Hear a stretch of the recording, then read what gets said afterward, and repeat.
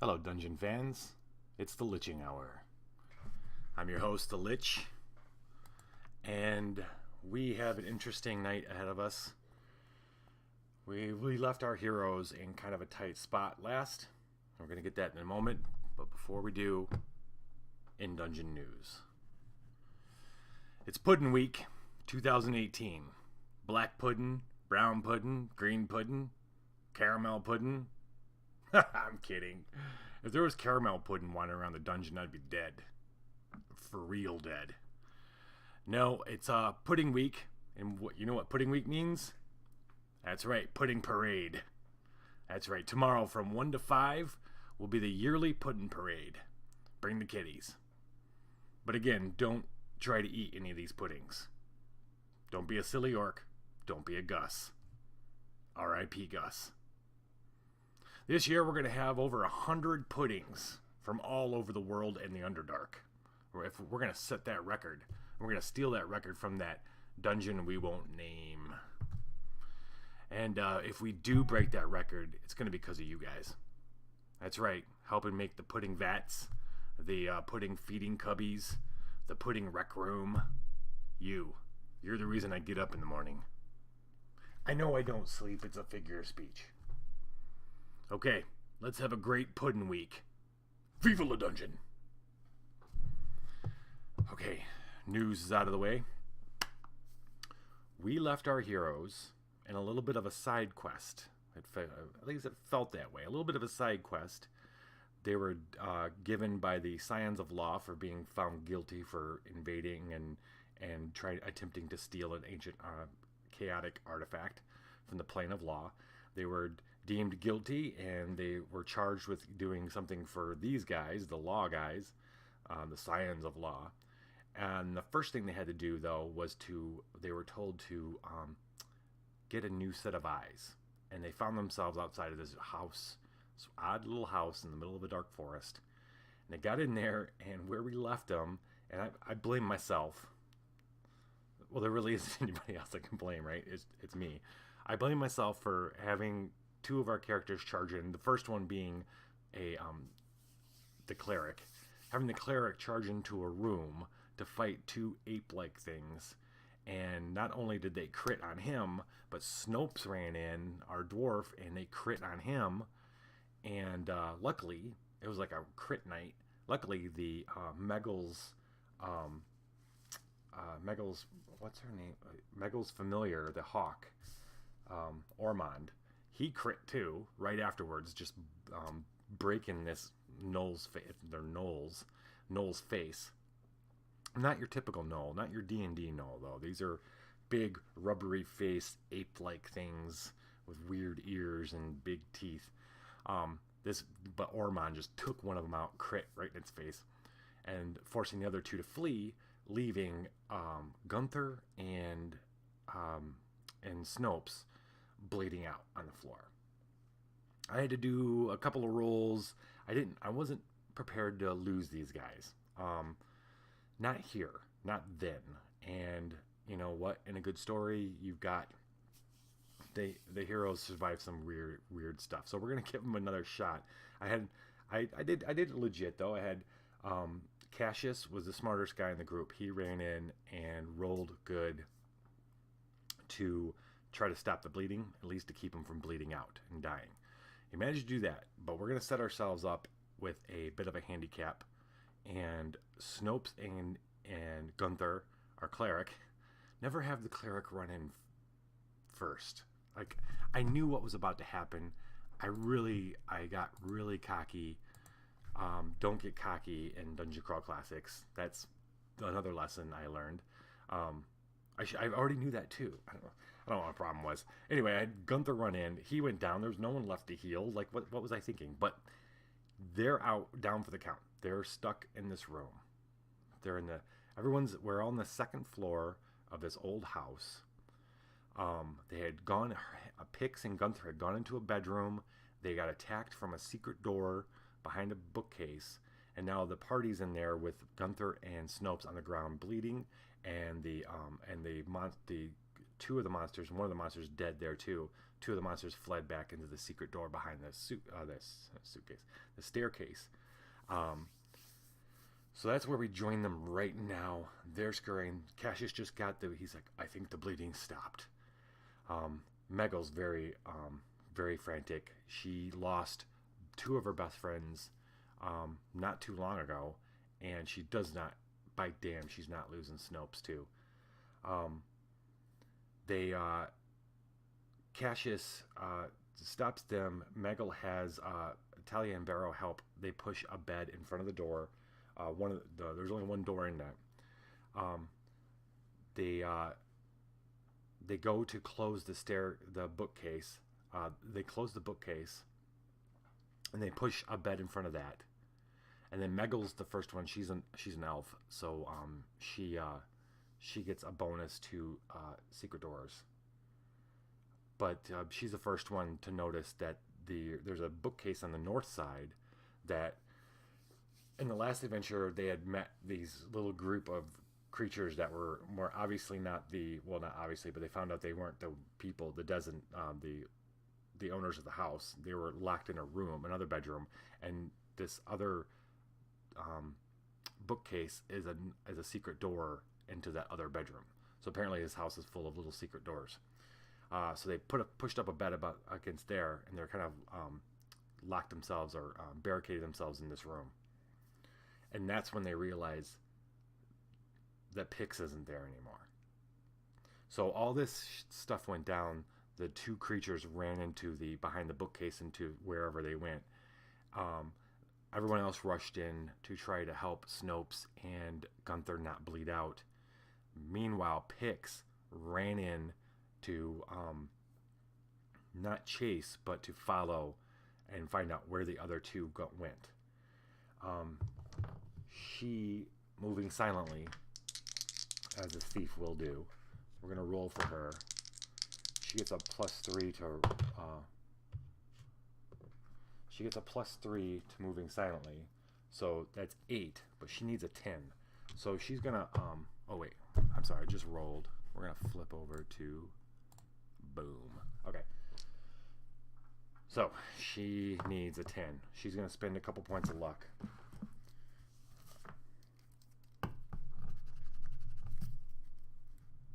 Points of, well, no, you know what, she's gonna spend 1. Oh, sorry, 9. She's gonna spend 1. When a thief spends luck, they get to roll a special die, and they might actually get more out of that. Where's my D3? Better have you gone, my D3. Don't cry for me, D3. Wait, where? Oh, awkward. Yeah, so the D3 fell off the table last night, and I totally forgot, not last night, the other night, I totally forgot to find it. Dang. Okay, D3. It's D6 divided by 2. So she got 1 out of that. She's going to spend another point of luck. Another point of luck. Make it 10. She's lucky enough to sneak silently. The two creatures aren't as going as... they're kind of hurrying, so they're not going as quietly. She finds herself behind the bookcase of this room is a little tunnel, little hallway that was just big enough for a person. She's small, so she doesn't have any problem. It's just big enough for these big hulking things to kind of slide through. She's following him. She hears him up ahead. She follows him down a dark hallway. She can tell she's following along the side of inside the wall of the room that she was just in. As she's following them, she passes another, looks like a handle and kind of a large blocky door to the west on the other opposite side of the wall. So there must be another door, another bedroom there, and this door leads into there, probably behind a bookcase or something. But they didn't go in there. She's found down. She comes to a little a corner. She hears them. She hears a little bit of effort, and they're getting farther away. So she waits a second. She comes around and she finds, well, she doesn't see it yet. She moves down the corridor a little bit, taking her time, and she finds does she find another door? No. She finds a ladder going down. So she peeks over the thing. She hears them down there. She hears something, but they're not at the base of the ladder. So she starts silently going down. We're going to roll again for her to go down the ladder. Okay. 12 plus 3 is 15. She totally make it. She goes down. Maybe she does a little down. She lands real soft. She's in yet another kind of like she's figuring it must be obviously the first floor of the house. They were on the second. She's on the first, and another little hallway just like the one she just had above. And she comes down to her right. She sees not very far away. It curves over it just turns to the right to go north, and then the hallway continues a little bit down on her left. But she hears them. She hears that same kind of effort that she heard before around the corner. So she peeks around the corner, and just then she sees like the foot of the last one going up a ladder back upstairs. She turns and moves as fast as she can to get back upstairs. She goes back up the ladder, and then moves down the hallway, and she finds the bookcase closed. So she knocks. Just a little knock, and they're like everyone freezes in the room, draw their weapons. Everybody's ready to rock and roll. But why would the creatures knock? That's what Cassius goes. He goes, "Is that you, Pix?" She goes, "Yes, let me in." So they let her in, and she tells them they're back upstairs. They're in a room, and she points. She points like in the north. It would be the northwest corner of the house. And now we need a plan. So someone's got to stay with Snopes and Gunther. And right away, Meggle says she's staying. She's not going anywhere. And it makes sense, right? Meggle's got Ormond the Hawk. She's got a charmed person spell all kind of ready to rock. She's incredibly handy with a bow. She's like, look, we've got beds up against the bookcases, the secret doors. If they come through there, they're gonna have a tough time, and she'll be able to take them out. If they come through the door, she's gonna be able to take them out with a bow. And then she's got her hawk. Cassius, he's sold. He's seen the hawk. The hawk obliterated one of these guys already. So that leaves Cassius, Barrow, Talia, and Pix to finish this adventure. Whew. This is where I'm like, not that these guys are way capable. I mean, Cassius he's turned from the weak woodcutter to a pretty decent looking warrior. He's still a little low on the strength, but and Barrow has one spell. Talia is pretty badass. Let's see, what's Talia got? Talia's got animal summoning and sleep. Animal summoning. I wonder if she'd want to cast something to help Meggle, but no, not really. Meggle's got I think she'll hold on to that. And she's got sleep. So that's cool. And then we got Pix, who in the sun was going down when they started this little adventure in the house. The sun's down now. It's dark. This is Pix's world. As long as she doesn't break a sweat. If you remember, Pix, she drank the wrong thing at the wrong time, and now permanently, whenever she breaks a sweat, she glows like sunlight. It comes out of her pores instead of sweat. So she's just got to keep a low profile, and she'll be just fine. Okay, so does the secret passageway lead to that hallway? And she says no. Pix says no. The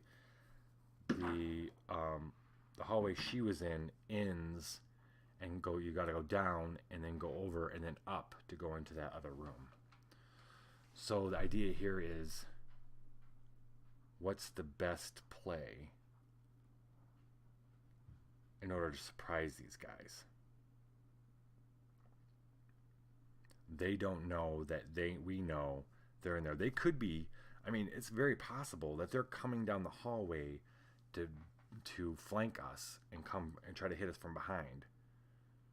Or they might be holed up in that room waiting to ambush us again, or they're just waiting to see what happens. Just to hide. If we can move down the hallway quiet enough, the upstairs hallway, not the secret hallway, if we can move up the upstairs hallway, we could crash through the door and surprise them. Yes. Because we can't do anything else in this house until we take care of these guys. Obviously, they don't like us being in our house. All niceties are out the window. It's time to, we got to take care of these guys.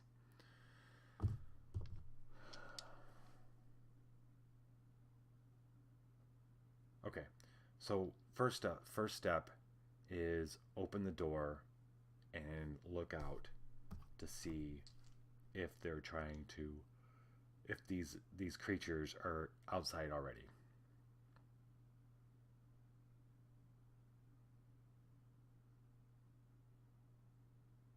Everybody gets ready. Megal's got her bow trained on the door. Everybody's got their weapons ready. Pix opens up the door really quickly, steps away, and in the hallway they don't see anything. It's just the dark, well, at least out that door. This door is facing out to the landing where the stairs go down to the first floor. There's a door to the right, which is where the original room they found these little creatures in, the other little creatures, and then the hallway goes down this way towards the northwest room. There was a couple doors down there. Peeks really quickly, peeks out, picks, not peeks, peeks out, and she doesn't see anything. There's nobody coming. There's not. Okay. Then we're all going to move as quietly as we can down the hallway.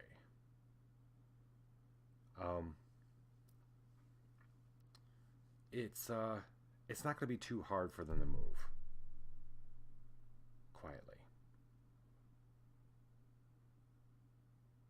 As they get closer to the door, though, it's going to be harder. What's the plan at the door?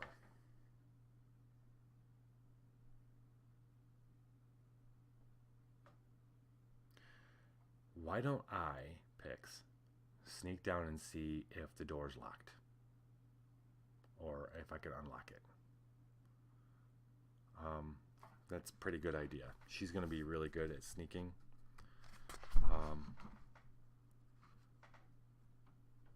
Yeah. So she's going to do that. She's going to run. She's going to go out first. She's going to go down the hall. Very quietly, she approaches the hallway past the stairs going down. There are 3 more doors towards the end. There's one at the very end. There's one at the very end to the left, and there's one a little bit midway down the hall on the right. The one that she's thinking in her head is the one across at the end of the hallway, is the one where they most likely came up. And by her calculations, when she nears the door, the ladder they came up was directly behind the wall to her right. It must be, it's come up, and there's probably some kind of bookcase or something that they come in through on that room. She very quietly tries the door. And it's not locked. She can tell it's not locked. She looks down the hall. Well, the others aren't going to... Oh, no, the others can't see her. So Talia and Barrow are elves, so they have infravision. She motions that they should come. Right. What is the best way for this stuff to rock out? Last time we charged into a room. I'm gonna give these guys a surprise though. If these guys are in there, we're getting the drop on them. Everything's been rolling fine so far.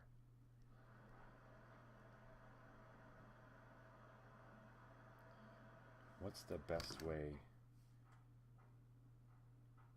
I wish being first level and not having like a huge amount of spells is kind of a bummer. So sleep. I mean, she could cast sleep. Hold up. Hold the phone, bro. Whoa, we're backing up. I got good news. I got really good news. I didn't realize. So, okay, and this is funny because Talia's chaotic. She's a chaos, so it's not like up her alley for this. But the mercurial effect of her sleep spell. What happens whenever she casts sleep is a healing wave that comes out and up to 15 feet around her. Healing up to 1d6. We could get Snope and Gunther back in the game. She just needs to be 15 feet away from him when she casts sleep. Which means 15. She needs to be. They need to be in the room. They need to get the creatures to come back into their room. They need to take that chance. Okay. We hatch a different plan. We're going to hatch a different plan, for sure.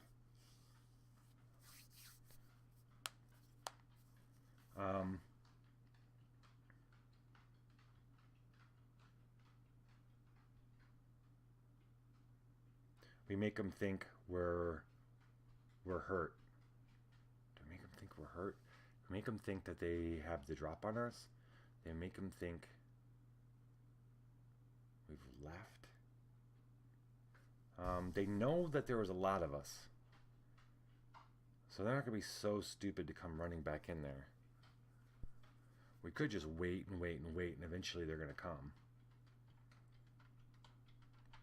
But we don't know how long we've got to make this whole thing happen.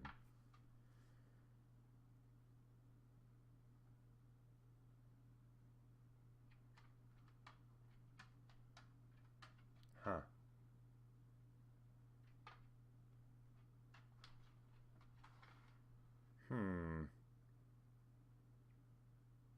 Let's see. What can a thief do? Disguising self. Forging document. Cast spells. No. Ekham's mystical mask. His barrow's one spell. No.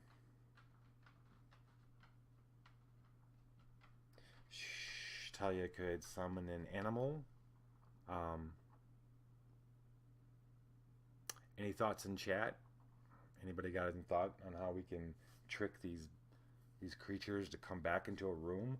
They know that there's 5 of us. Wait, 1, 2, 3, 4, 5.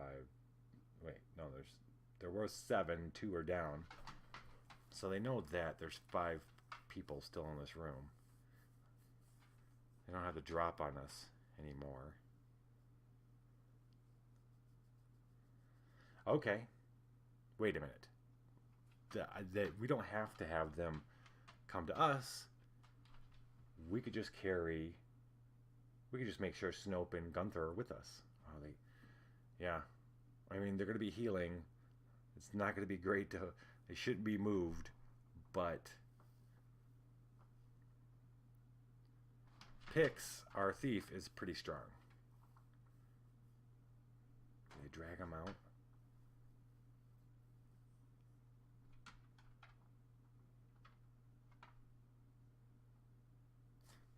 Pix is pretty strong, and Talia is actually pretty strong.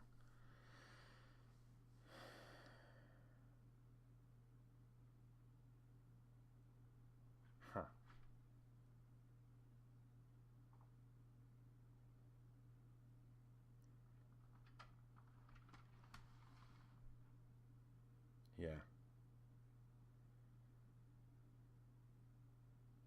Okay. We're gonna bring. It's so chancy though. So these guys got to play it really smart. I don't want to get us to the point where we're losing. I don't want to lose anybody. So we have to play super smart. So I'm thinking we have them. Well, my first thought was to have we bring Snopes and Gunther unconscious out onto the landing of the hallway. The doorway down is like 5 or 30.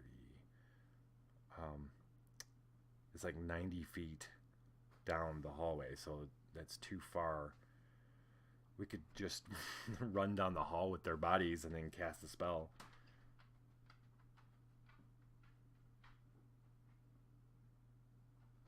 But see, if we give these guys any warning, they might rush down and jump into. They might escape.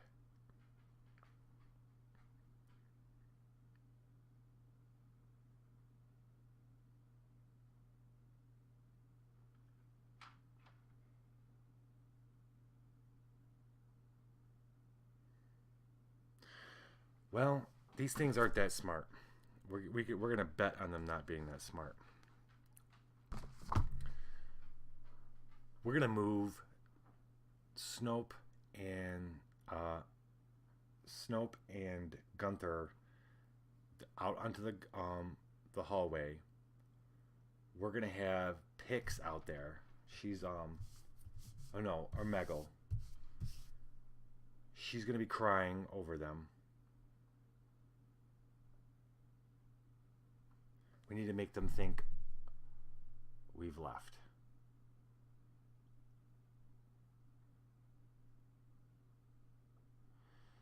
Okay.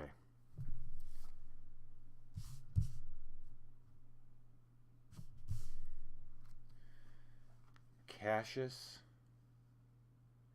and Barrow. We're going to move the bodies out on the landing. Cassius and Barrow are going to run down the stairs.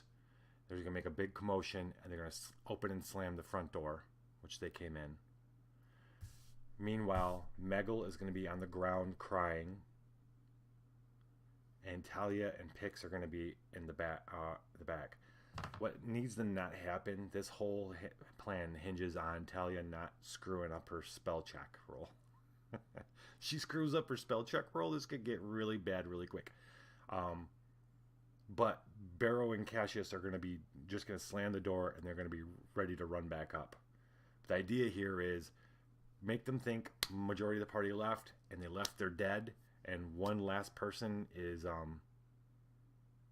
there, a defenseless a woman who's crying over the dead friends, and they'll come out, and Talia will step out of the room and cast the sleep, and in the same respect, will heal everybody in the area for 1d6. Boom. That's the plan. Okay. So, Pick sneaks back very carefully. She and Talia carry Snope and Gunther out, put their bodies down quietly. I'm not going to make them roll. The door is like 90 feet away, so it's not right nearby. This isn't. They're being careful. Then Cassius and Barrow come out. Everybody does count. Talia stays in the room. Pix gonna hide in the shadows of the hallway on the landing. Because the landing is actually kind of big. She's gonna hide in the shadow of a landing. Meggle is going to be on the floor on her knees crying, and she's ready to start sobbing. And we go, I think about where we're rolling. I might roll a will save on these guys just to see if they fall for it. But we're going to go 1, 2, 3. Let's go now. Cassius yells, let's go. They do. Him and Barrow. Barrow's the big fat elf. Remember, him and Cassius make a lot of noise, banging down the stairs. We gotta go. They get down. This is also hoping Cassius was like, please don't let there be anything down there. In fact, they probably sent pics down just a little bit to make sure there was nothing there, but he's hoping nothing comes out. Boom, boom, boom. But judging by the fact that these creatures are laying in wait, it's their home. They're laying in wait, trying to ambush them. They got secret doors. They don't want them here. So they're not going to be stopping them from leaving. So the guys come running down, boom, boom, boom, down the stairs. Front door's there. They run over, look around, they open the door, boom, boom, boom, like slam the thing, and they slam the door shut. And it's quiet for a minute. Then we hear the sobbing. And it's Meggle doing the crying. And she carries on for a while. Let's see. I think I'm going to roll a will check on these guys. I mean, this is all they're going to want to check. And they're right there. I don't know if they want to jump into...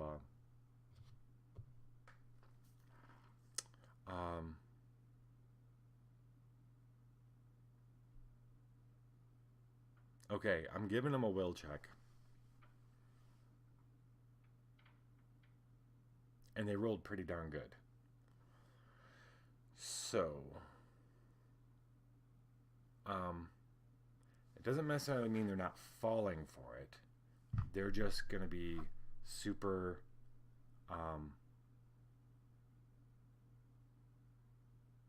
they're going to be super cautious. So what does that mean?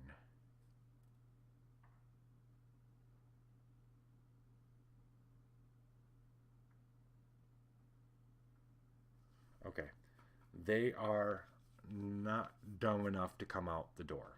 That's what's going to have to happen. But they do want to know what's going on. So they're going back down this secret thing. There's a little secret ladder and tunnel going down to the first floor. And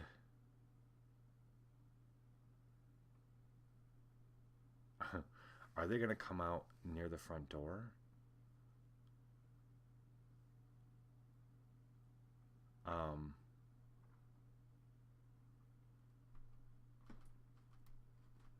And come up the stairs? I mean, they hear the girl crying. And so it's been, they waited out, they're they hear her. Maybe they look through a lock and they see on the door, they see her crying. But they want to see if people have left. They go down the secret thing, into the secret hallway, first floor. They go walking around and see when they come walking around their little corner, they're shuffling through the corner. There's a ladder that goes up. And that was the ladder that Pix came down, they came down. But then the hallway, their little secret hallway continues on, and it actually ends with two secret doors on either side.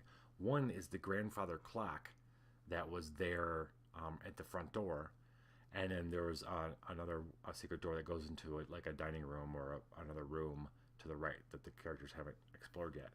They go down, and their idea is that they're going to open up the clock door and look at the front door and see what's there, and then maybe sneak up the stairs to get a drop on whoever, see if there's anybody hiding in the stairwell maybe, and then go up there, and if no one's hiding, or then maybe they really did leave, they can get that elf girl.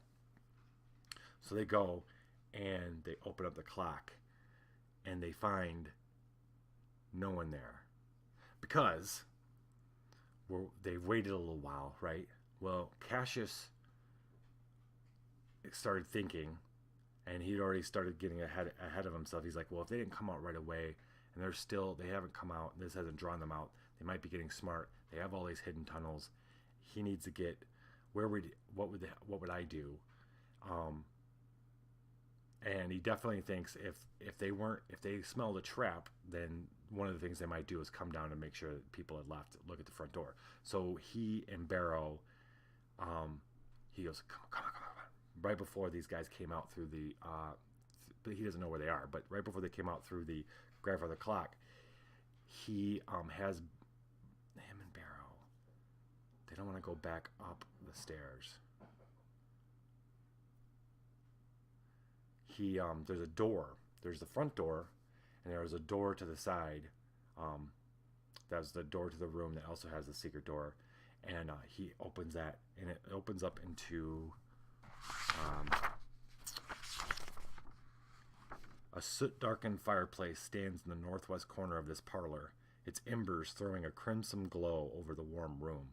A bedraggled divan rests beneath the windows in the east wall, and 3 overstuffed armchairs face it across the low table. A dirty rug covers the floor. Empty bookcases stand against the walls, and a crowded, glass-faced curio cabinet stands in the southwest corner. The walls of the room are decorated with thin, faceted crystal sheets hanging from hooks, each the size of a dinner plate, and are clear green in coloration. They appear to be made from giant emeralds. This, of course, him and Cassius motions Barrow to come in, and he scans the room. He doesn't see anything in it. He has him come in. Barrow scans the room and starts getting like, whoa, what is this, emeralds? And Cassius waits by the door. He has the door open. He's waiting. Meanwhile, then, moments later, he hears something, and he motions the Barrow, and Barrow gets his staff ready, and Cassius has his sword out, his long sword, and they hear a very soft creak, and then wait, and then a heartbeat, and then these 2 shapes come out, and they're not too far away. The hulking beasts come out, and Cassius figures it's from behind the grandfather clock. He's like cursing himself for not realizing the grandfather clock was one of those doorways. They come sneaking out, and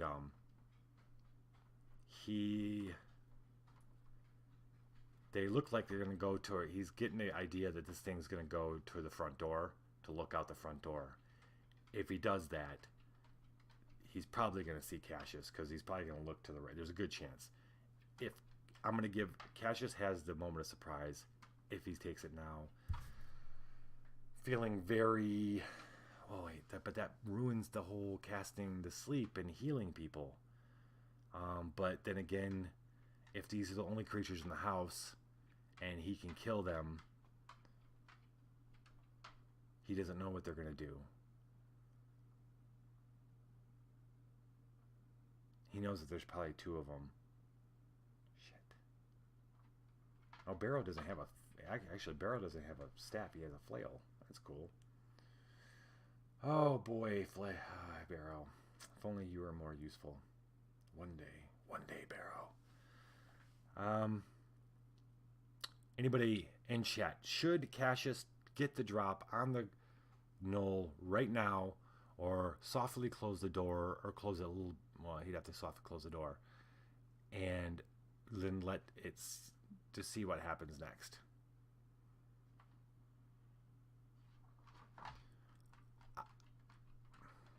I'll wait and see if anybody has a thought.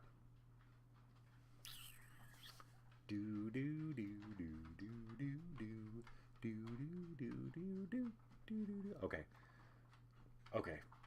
We are going to. I feel like I got it. Okay. If he doesn't take the drop right now, he doesn't know what's going on. The plan's not working the way they wanted it to.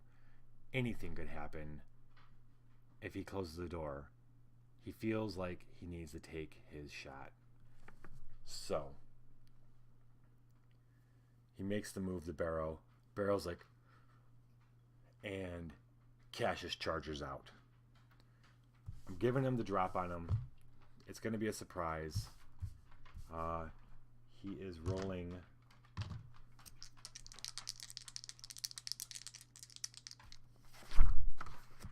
Bring up these guys.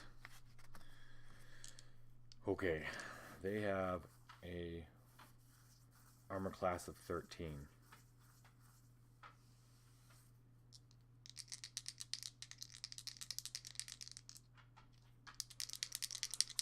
Armor class 13, Cassius, with his longsword, comes barreling out as fast as he can. Oops.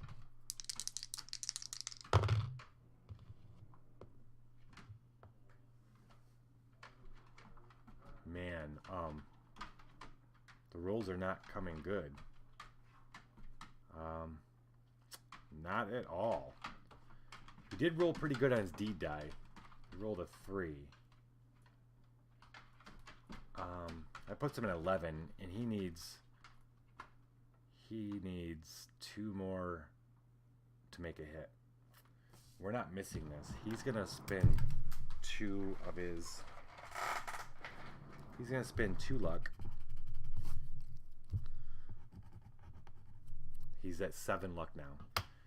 He's gonna spend 2 luck to make this hit. We got to. I mean, it's nuts. Nuts, I tell you. Alright. The good part is he's going to be doing 1d8 minus 1 because he's not very strong. But he gets that 3.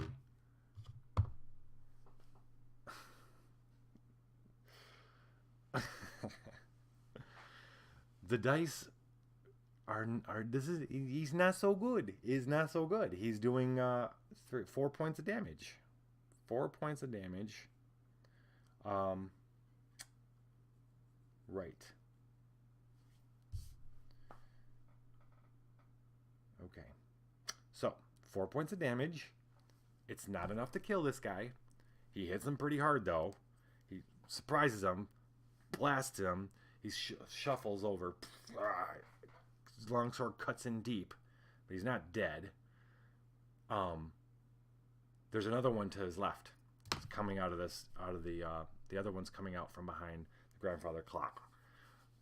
Barrow is right behind him. He sees that, and he goes to hit him with his flail. He's right behind Cassius. Swings with his flail. You gotta love a flail, right? Okay. Let's do this, Barrow. Wow, man. Oh, wow. These dice suck. Alright, he's freaked out. He swings with his flail, and the creature's quick enough to back up, and it just flails against the wall. Flails against the wall. The peeps above hear the struggle, and they're going to get into action, and it's time to roll initiative. Oh boy. Okay. Alright. This could be it. This could be the death of the whole party, the whole campaign, all the plans, all the heartache, all the stuff. Let's roll Cassius. Let's roll initiative for Cassius first. Let's write down this stuff. Alright. Cass. We're going to do Cass, Barrow, and then we're going to do the Gnoles, and then we'll do Pix, Meggle, Talia. For rolling for initiative.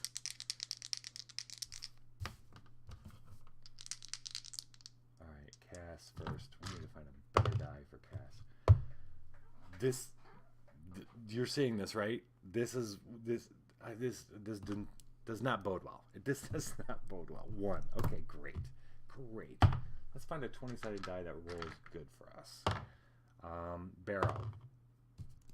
Barrow's rolling a 19. Okay. That's okay. This one's better. The Gnoles. Oops, that was a 16. The Gnoles roll a 16. Wait, they get a +2, so they're at 18. Barrow didn't get any initiative pluses. Pix is rolling a 1. +1 is 2. Meg is rolling a 16. I think she's got a bonus. 16 +2 is 18. And then Talia is rolling a 17. 17. Okay. 2 of our characters are going to be going before the Gnoles. So it is Barrow, then Meg, then the Gnoles, the Der Gnoles. Then it is Talia.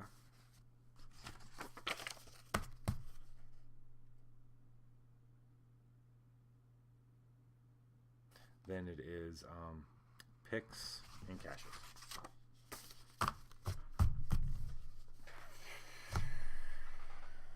Okay. Let's see what happens. Can everybody hear me just good? Just fine? Yeah? I'll take a moment to rub the nasty whatever crap on my hands from that's making the dice roll really bad. Some like unfairy magic. And Barrow. Alright, Barrow just swung and missed with his flail.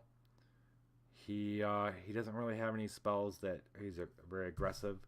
So he's gonna swings and misses, and he swings. He's gonna swing again. He's gonna do his best to try to hit this guy with his. He has a +1 to attack. He hits. He hits with a 13. Oh boy! All right, he hits 13. He's doing 1d6 damage.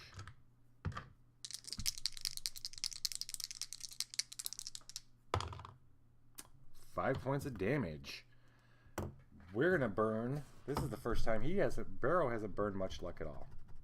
He's got a whole 13 luck. He's gonna burn 1 piece of luck. 1 bit of luck. Wow, he's the only one that actually has a luck modifier. Now I see. He's gonna spend 1 bit of luck, and he kind of almost wild flails. He's like he swings once and just kind of wild flails. He gets even worked up. His adrenaline's going. He's like, oh, I'm gonna die. He just goes at it as hard as he can, and just steps in the right place, and the Gnoll turns the right time, and he just beans him, bludgeoning him to death with 1 hit of the flail. So 1 Gnoll is down, and the other one's badly hurt.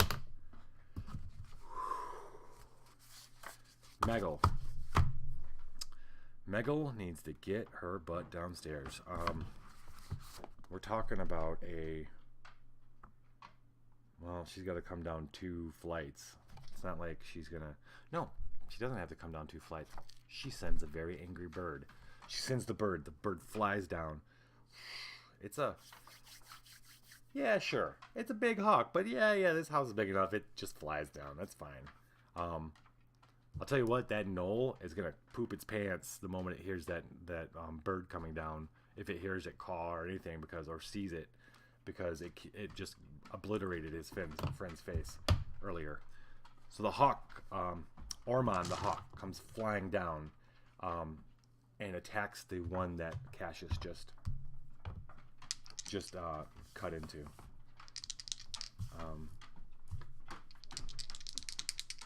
Let's see here.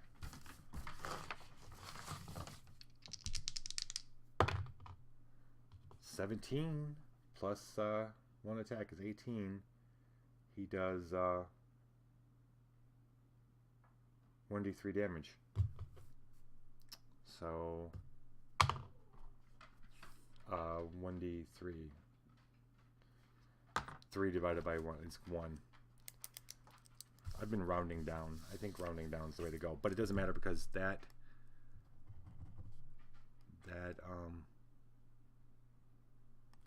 kills the Gnoll.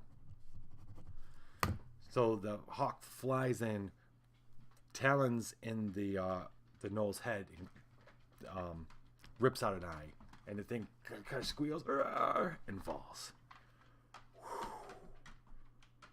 Okay, so the plan didn't work in the sense that we're going to be able to cast sleep, and a mercurial effect was going to heal Snopes and Gunther and get them back in the game, but it did kill those 2 remaining gnolls as of right now.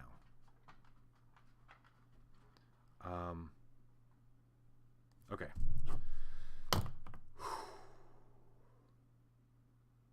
Quickly, Cassius and Barrow and the Hawk get back up the stairs in the landing, and they kind of everybody regroups on the landing. I have to take a break just really quick, and I'll be right back.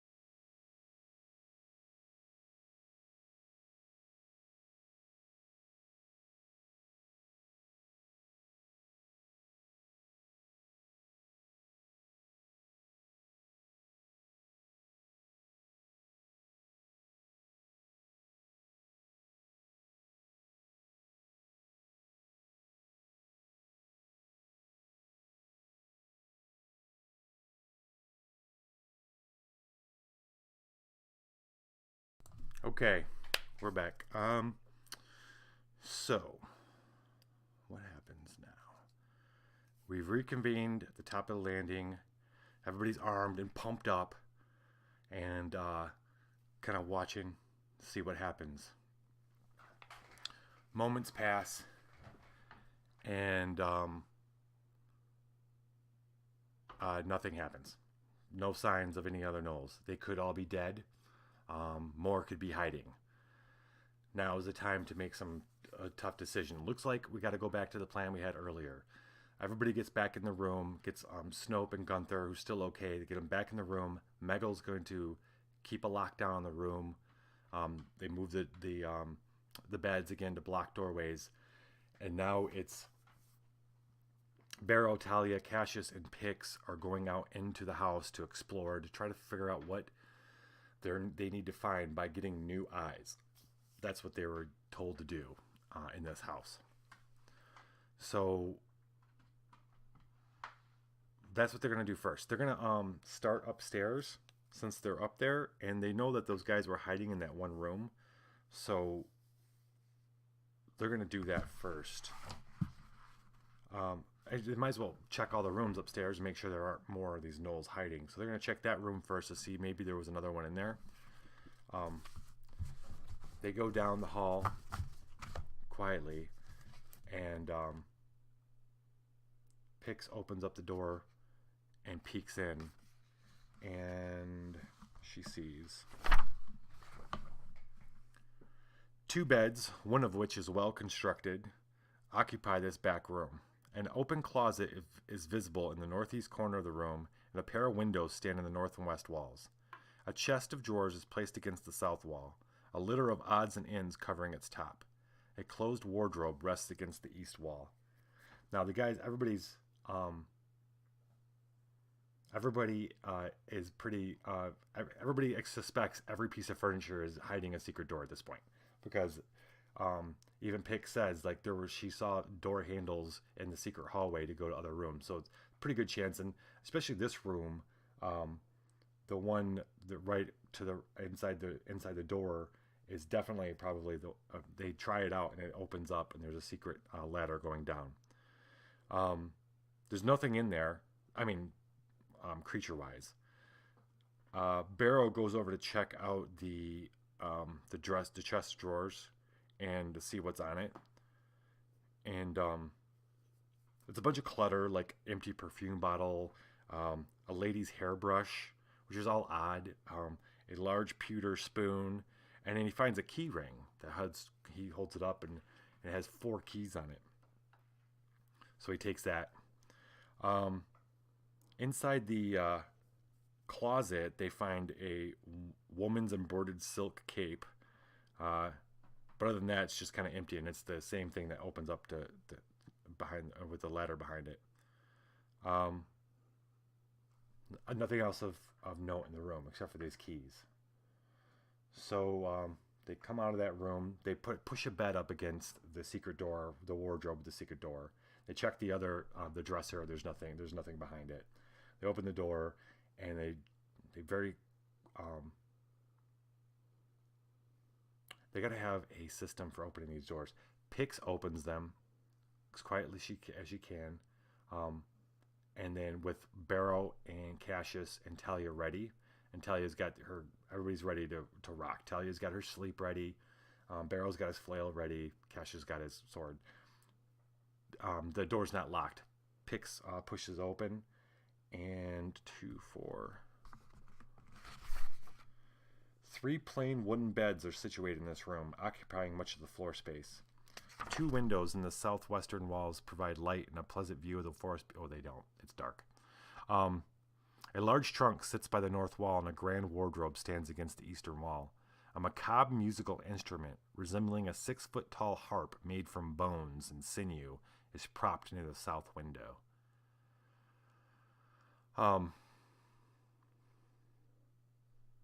So there's nothing in here, creature-wise. The party suspects they move towards looking at the furniture first. There's a wardrobe and a chest of drawers.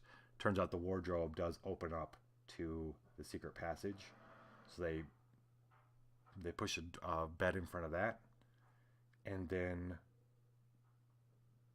they took a look at this harp. We don't have any detect magic. Do we? No. Nobody has detect magic.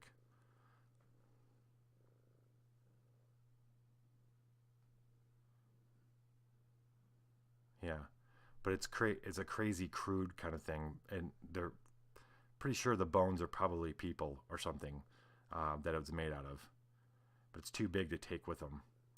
So they there's nothing to do with eyes in this. This harp has nothing to do with eyes, so it probably doesn't have anything to do with their quest, they believe.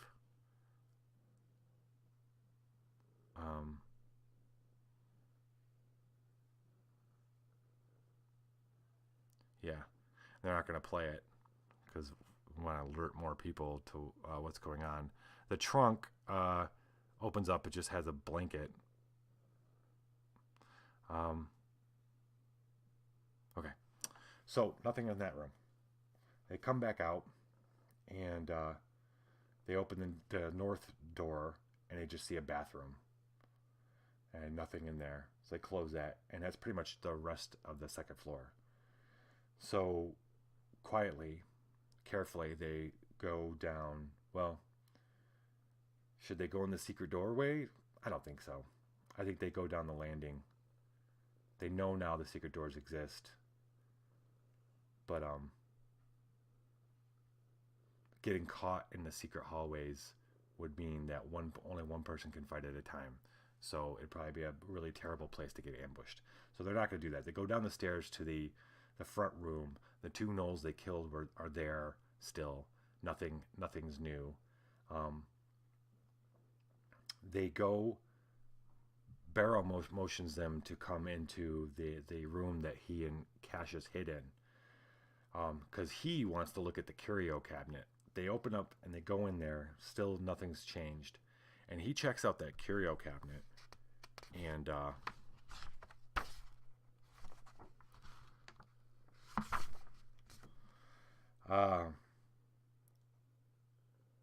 the curio cabinet contains a collection of bric-a-brac, several old tobacco pipes, a brass swan paperweight, a bird's nest, stray chess pieces, a broken folding knife, a pin cushion with a dozen bent pins, a cracked phrenology head bust, and a small velvet-covered box.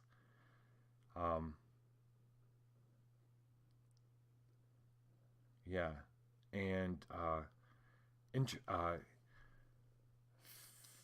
Destiny calls to Barrow as he opens the door, And he goes, what's his eyes get fixated on the little box, the little velvet covered box.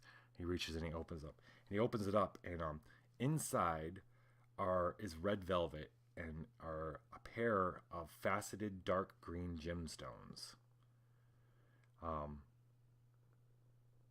Something about them screams at him. Yeah, that screams, like take me. So he takes it and he puts it in his pocket. And then other than that, they suspect. They try out all the different doors and stuff, and they find that one right next to the door, a bookcase, is a secret door that leads to the secret hallway down there. They go into there's a doorway on the other side of the room to the west. They go in there slowly, carefully, and they find a dining room. But read this. A large table, brightly polished and decorated with a vase of fading wildflowers, occupies this dining room. 8 chairs are placed around the table, and an unlit chandelier of fat yellow candles hangs over it. Windows in the south wall look out upon the forest outside. A number of paintings depicting bulbous, hairy creatures hang on the east and north walls. And this is the crazy part. So the owners of this house are these ape-like things, and at first, no one was really thinking about why these guys are in this house. Maybe they occupied this house. Maybe they killed the inhabitants and stuff, the real people who lived here. But after they start looking at these paintings on the wall, they realize that these are indeed the owners of this house, and they live here. There are 6 portraits in total, each depicting these creatures in ordinary activities. Looks like there's one where they're celebrating a birthday. They've got a cake and candles.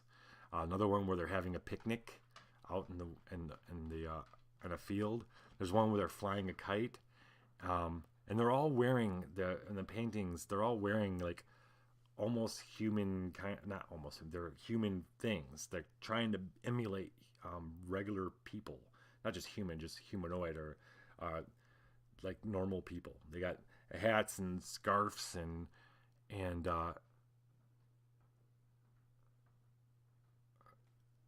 Barrow notices one of them, which is like a family portrait, and there's 8 of these gnolls.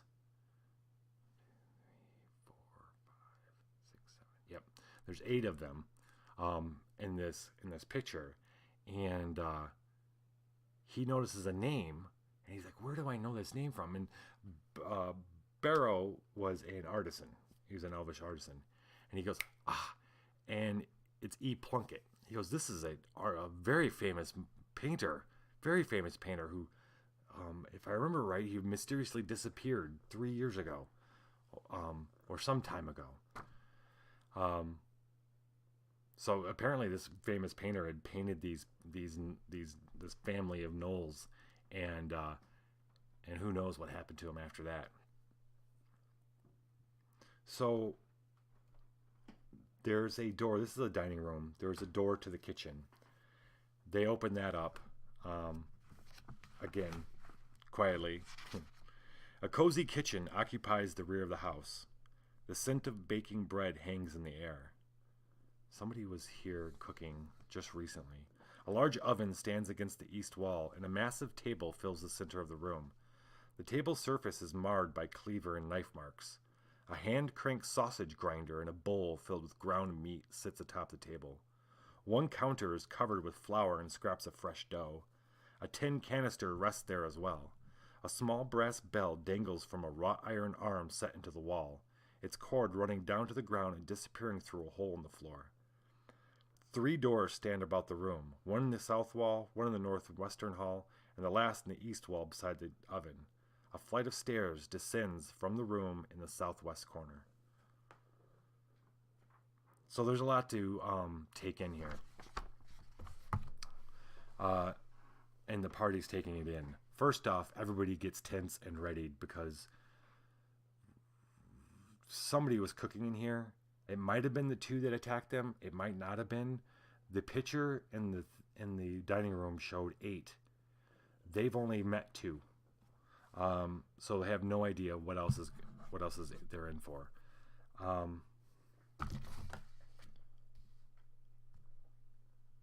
Okay.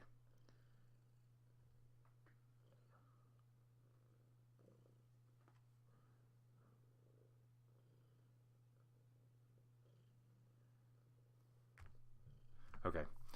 So first they start out looking at the table, looking at our table, looking at it, and the meat smells. I mean, it looks good, but it smells not right. Not sure what that's about. There is a door to the pantry, and there's the stairs going down.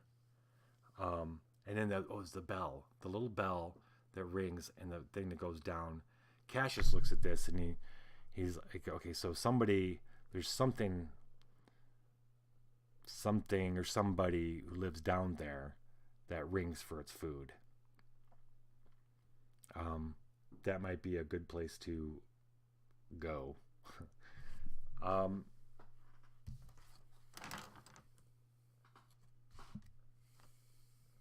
Barrow is walking around the table when he's walking around the table, which takes him kind of near the parlor door. It's just a little, not a parlor. It's a pantry. In fact, I think he wants to look in the pantry. I mean, he's got the itch. He's found those eyes. He managed to kind of hide it from Talia. The little green eyes. Now he's looking for more treasure.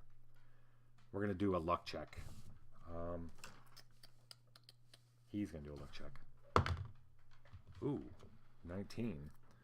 He's walking around the table and he's thinking about going to the pantry. He hears a scrape on the floor behind the pantry door, and he realizes what's about to happen when the door starts opening up. Yes. We roll initiative because a Gnole comes bursting out with a cleaver, and he's got a little chef hat on.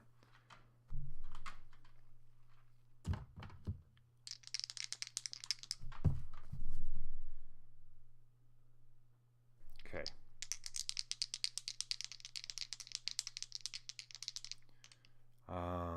Initiative. All right. So the Gnole rolls a 14. Cassius rolls 3. Barrow rolls a 2. Pix rolls an 8. Meg rolls a 6. These are the worst rolls tonight. And a 5. We didn't manage to roll over 9 for the whole party just then.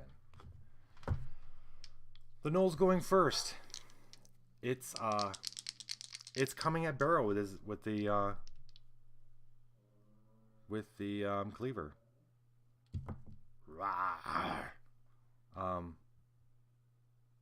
Yeah.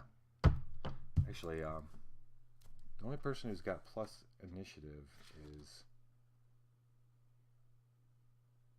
Meggle does. Meggle's not here, actually. I rolled for her, but she's not here. She's up defending. It's just Cassius, Barrow, Pix, and Talia. All right.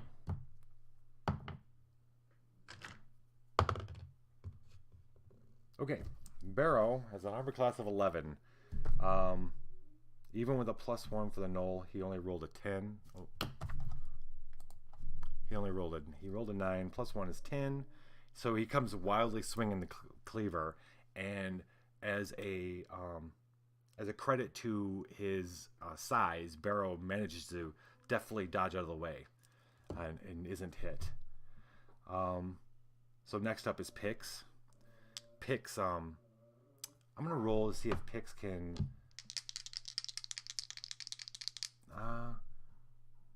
I'm gonna say she's gonna be able to backstab this guy. Yeah, for sure. For sure.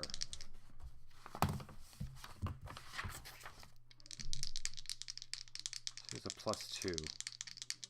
Her dagger. Oh, come on, man.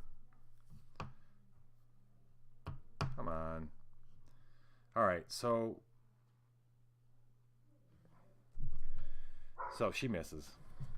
She goes to backstab him, but this guy's going wild. He's coming at Barrow. He's not easy to backstab. She swings and misses. Next up is Talia. Talia's got her short swords drawn. She doesn't want to cast sleep on just one dude. So she's coming at him with her long sword. And misses. This is ridiculous. Okay. So Cassius. He's got that long sword too.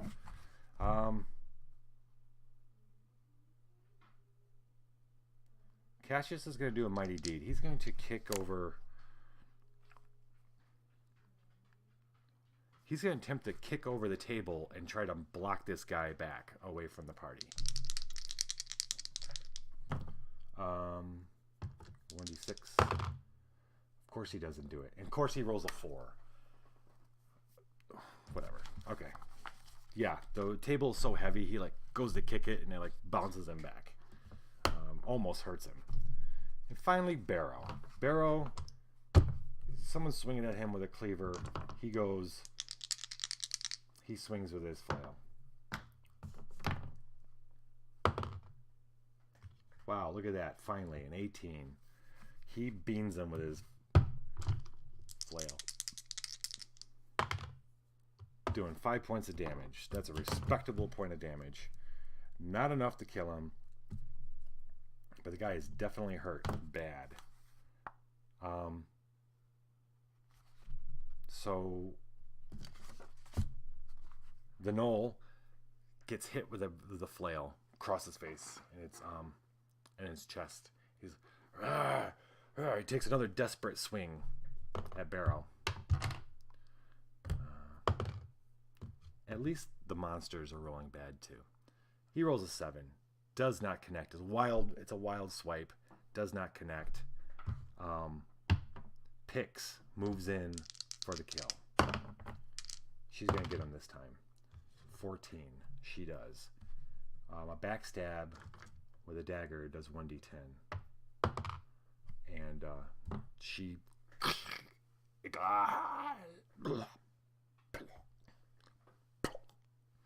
dead. Okay. That thing is dead.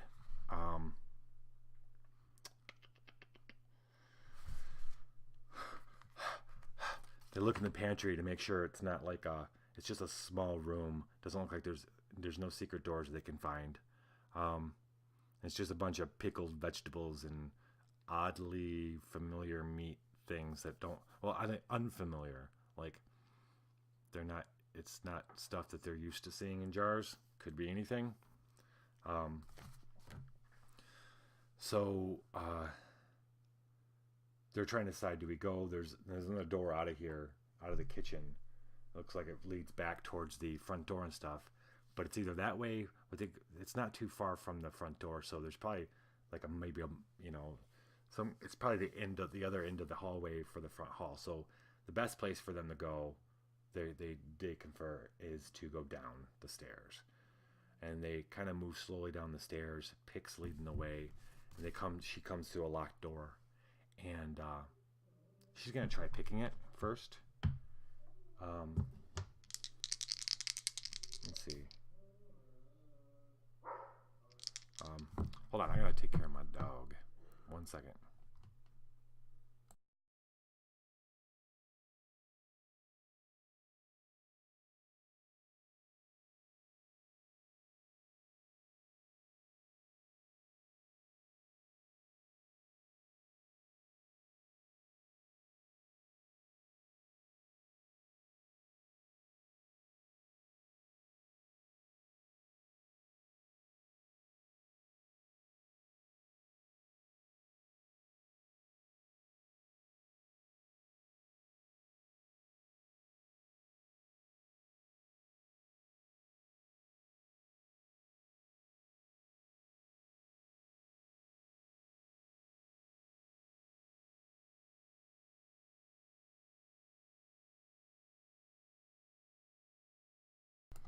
All right, we are going to call it right now.